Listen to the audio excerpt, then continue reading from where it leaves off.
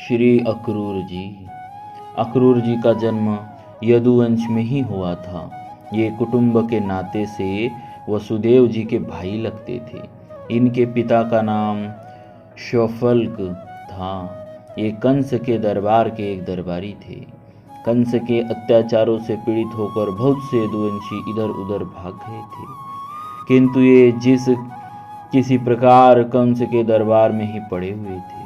जब अनेक उपाय करके भी कंस भगवान को नहीं मरवा सका, तब उसने एक चाल चली। उसने एक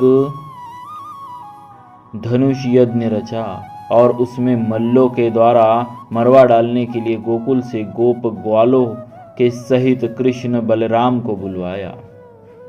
उन्हें आदर पूर्वक लाने के लिए अक्रूर जी को भेजा गया।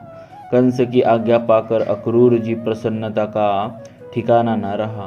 वे भगवान के दर्शन के लिए बड़े उत्कंठित थे। किसी न किसी प्रकार वे भगवान के दर्शन करना चाहते थे। भगवान ने स्वतः ही कृपा करके ऐसा संयोग जुटा दिया। जीव अपने पुरुषार्थ से प्रभु के दर्शन करना चाहता, चाहे तो यह उसकी अनधिकार चेष्टा है। कोटि जन्म में भी उतनी पवित्रता, वैसी योग्यता जीव प्राप्त नहीं कर सकता कि जिससे वह परात्पर प्रभु के सामने पुरुषार्थ के बल पर पहुंच सके।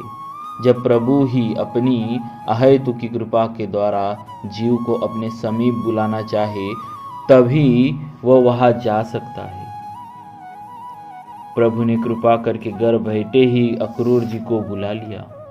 प्रातःकाल मथुरा से रथ लेकर वे नंदगांव भगवान को लेने चले।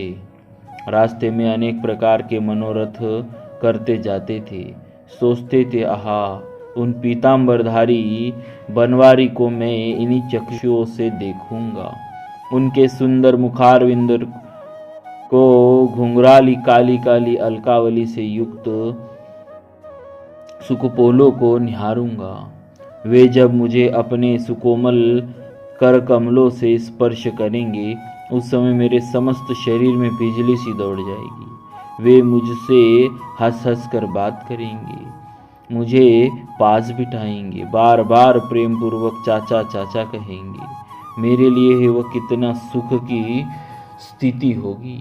इस प्रकार भांति भांति की कल्पनाएं करते हुए वे वृंदावन के समीप पहुंचे। वहां उन्होंने वज्र, अंकुश, यव, ध्वजा आदि चिन्हों से विभूषित श्याम सुंदर के चरण चिन्हों को देखा। बस फिर क्या था, वे उन घनश्याम के चरण चिन्हों को देखते ही रथ से कूद पड़े और उनकी वंदना करके उस धूलि में लौटने लगे।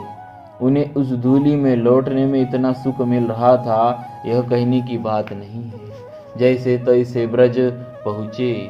सर्वप्रथम बलदेव जी के साथ श्याम सुंदर ही उन्हें मिले।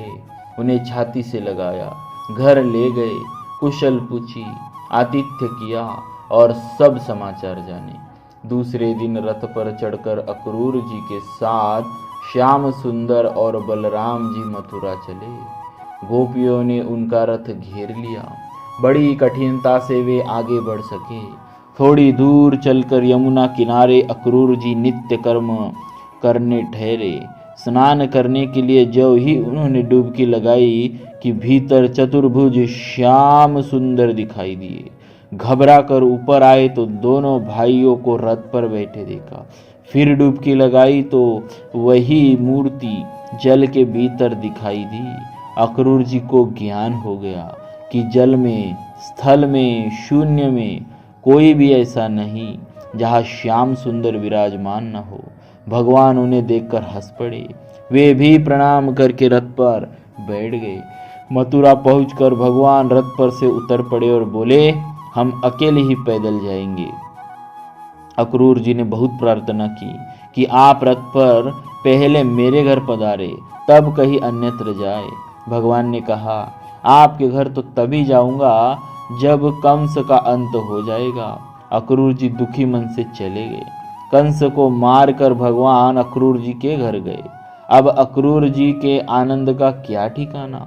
जिनके दर्शन के लिए योगींद्र मुनींद्र हजारों लाखों वर्ष तपस्या करते हैं, वे स्वतः ही बिना प्रयास के घर पर पधार गए। अक्रूर जी ने उनकी विधिवत पूजा की और कोई आज्ञा चाही। भगवान ने अक्रूर जी को अपना अंतरंग सुहृद समझकर आज्ञा दी कि हस्तिनापुर में जाकर हमारी बुआओं के लड़के पांडवों के समाचार ले आइए। हमने सुना है धृतराष्ट्र उन्हें दुख देता है। भगवान की आज्ञा पाकर अक्रूर जी हस्तिनापुर गए और धृतराष्ट्र को सब प्रकार से समझाकर और पांडवों के समाचार लेकर लौट आए। भगवान जब मथुरा पुरी को त्याग कर द्वारका पधारे तब अक्रूर जी भी उनके साथ ही गए। अक्रूर जी इतने पुण्यशील थे कि वे जहाँ रहते वहाँ खूब वर्षा होती, अकाल नहीं पड़ता, किसी प्रकार का कष्ट और महामारी आदि उपद्रव नहीं होते। एक बार वे जब किसी कारणवश द्वारका से चले गए तब द्वारका में दैविक और भौतिक दुखों से प्रजा को बड़ी भारी मानसिक और शारीरिक कष्ट सहना पड़ा था। आखिर भगवान ने उनको ढूंढवा कर वापस बुलवाया। ये संबंध में भगवान श्री कृष्ण के चाचा होने पर भी उनके सच्चे भक्त थे। अंत में भगवान के साथ ही परमधाम को पधारे। जय जय श्री अक्रूर जी महाराज की। भक्तवत्सल भगवान की जय।